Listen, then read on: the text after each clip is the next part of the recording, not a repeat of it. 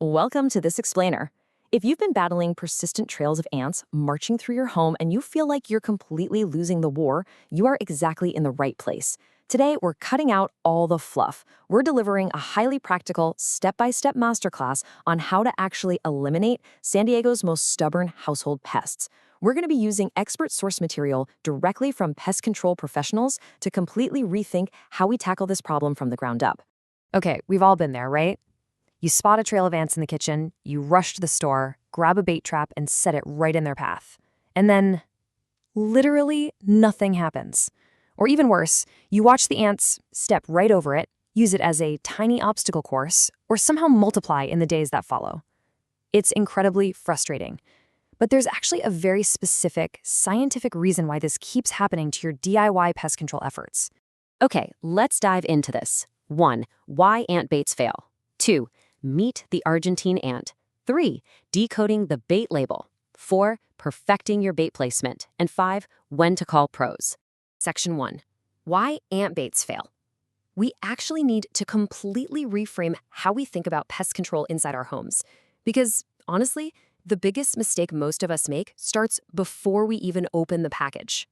Despite what they're called, a bait trap isn't actually meant to trap ants at all. You have to think of it like a Trojan horse. The entire goal here is to give foraging workers poisoned food that they can easily carry all the way back to their colony.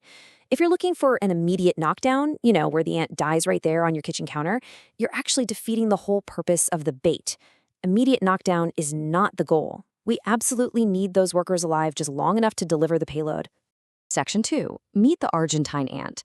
We need to know exactly who we're fighting here.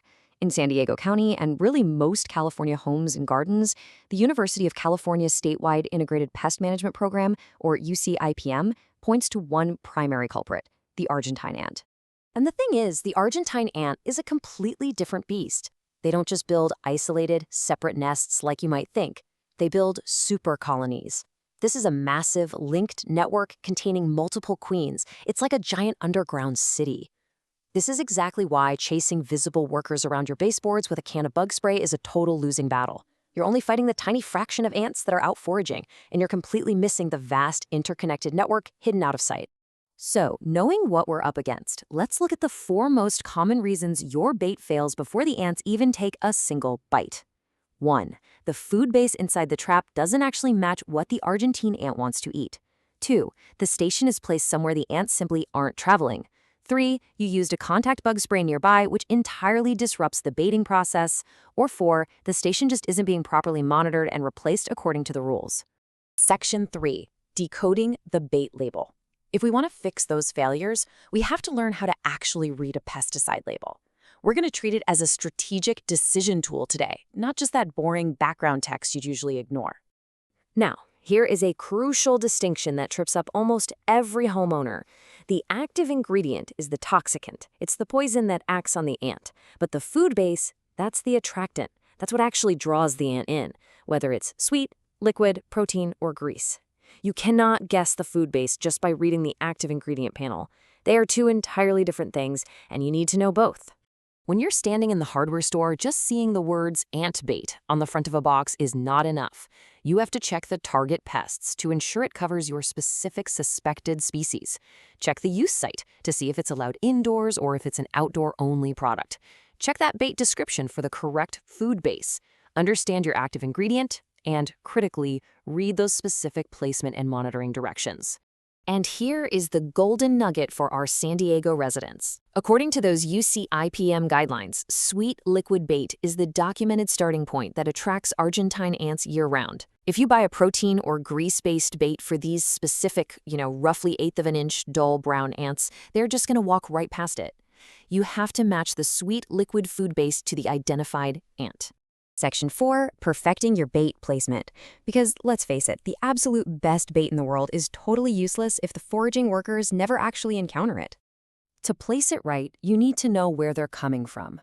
In our area, moisture is literally everything.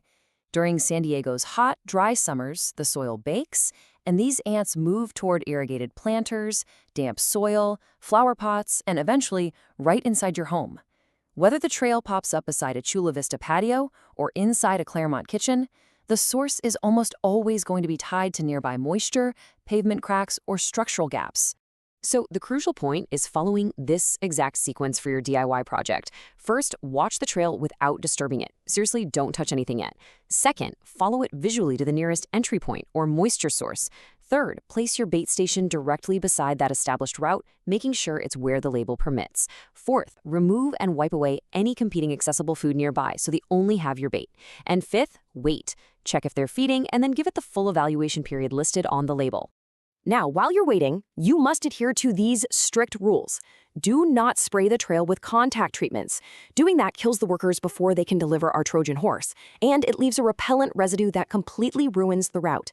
Do not move a feeding station simply because you see ants swarming it. Seeing them eat means it's actually working. Do not place traps on food prep surfaces unless the label expressly allows it. And please do not improvise with unapproved home mixtures. Section 5. When to call pros. Because even with the perfect bait and flawless placement, sometimes a DIY approach just hits its limits.